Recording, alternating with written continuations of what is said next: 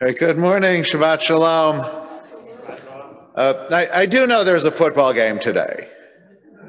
And I do know there are probably more people watching this service in the parking lot in Ann Arbor that are sitting here today. And so I very much appreciate your being here. Though we all know who's going to win, right? We don't know by how much. But if you just follow the transitive property of if you lose to a team that got crushed by the team you're about to play, you can do the math. So it's better that we're here today. So again, I very much appreciate your coming. Hoping you're having a lovely Thanksgiving weekend as well, and getting ready for Hanukkah, which I believe is tomorrow night. Is that excellent? The sovereign states get to choose their own capitals. And Israel is a sovereign state, and it has chosen Jerusalem to be its capital. Right? Jerusalem is the capital of Israel, period. And Jerusalem has been the heart of the Jewish people for 3,000 years. That part is not debatable. The size and the borders of Jerusalem, that might be a discussion. The original city of David, the original Jerusalem, was 12 acres. Just to give you a sense of perspective, the property of Adat Shalom, I believe, is 10 acres. Right, so pretty much the original city of Jerusalem is smaller than, say, Somerset. Smaller than one side of Somerset. But there's no doubt that Jerusalem itself has been the center of the Jewish people from our beginning. And this was verified even more. There was a find just within the last couple weeks about a silver coin that was minted on the Temple Mount in Jerusalem 2,000 years ago, that talks about being in the second year of the Jewish revolt against the Romans, which means this was minted in the year 68 of the Common Era, almost 2,000 years ago. And it uses a Hebrew script that was going all the way back to the biblical period. You might wonder why we seem to have two different alphabets. There's the one that's printed, and then there's the one when you just write it. And it seems like two very different things. The printed one is actually Aramaic block script that was adapted during the Talmudic period.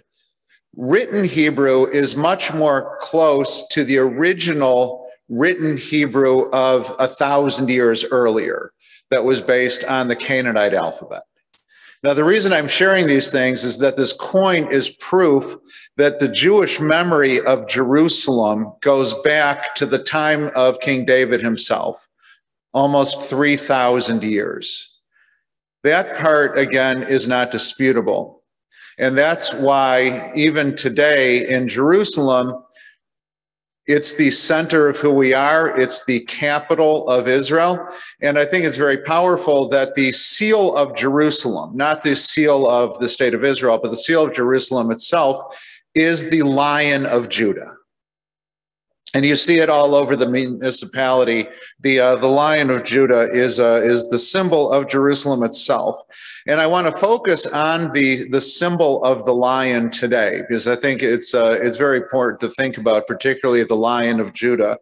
In the Haftorah, it's from Sefer Amos, the book of Amos, and God says that I'll efkod alechem ekol avnotechem, that I hold you to account for all of your actions.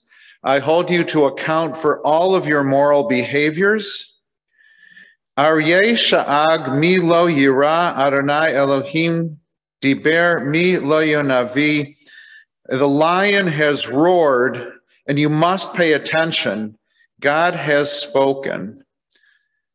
It's very clear that what Amos is talking about through the roar of the lion is the demand for ethics and morality.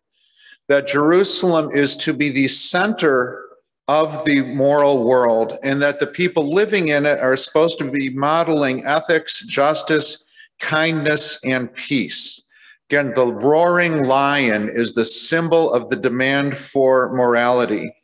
In the Talmud, after the destruction of the Second Temple, it says that God is in heaven and roaring like a lion.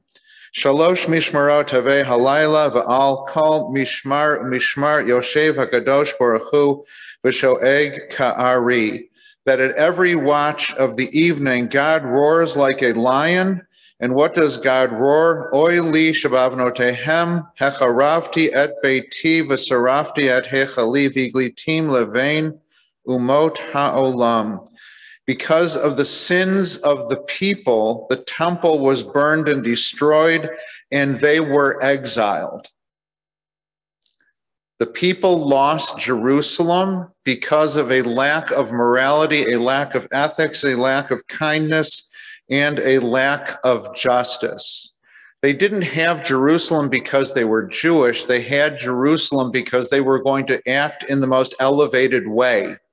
We talk about how Jerusalem is on the hills and that we have to elevate our happiness when we think about Jerusalem to match where it is.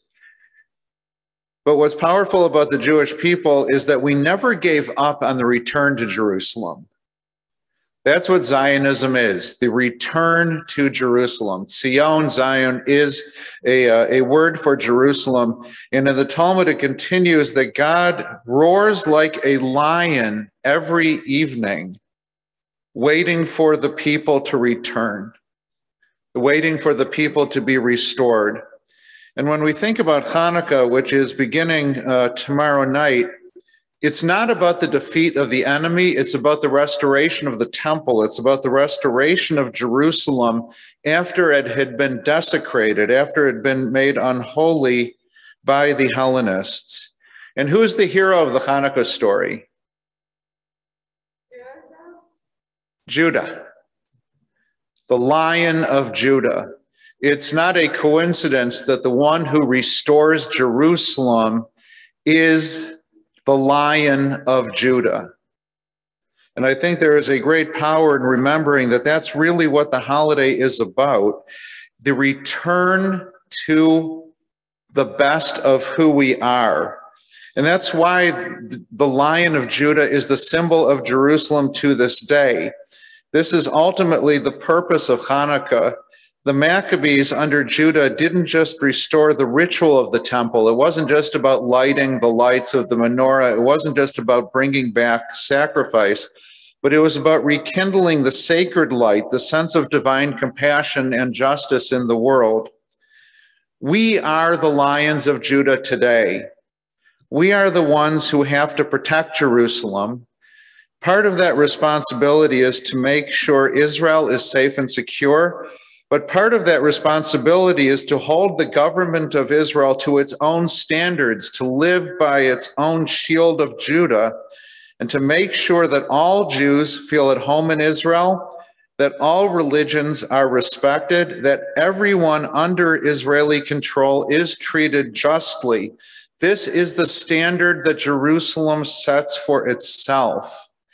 If we want to stop dreaming about the return to Jerusalem and celebrate our presence there, we have to live like the Lions of Judah ourselves. Shabbat Shalom and happy Hanukkah.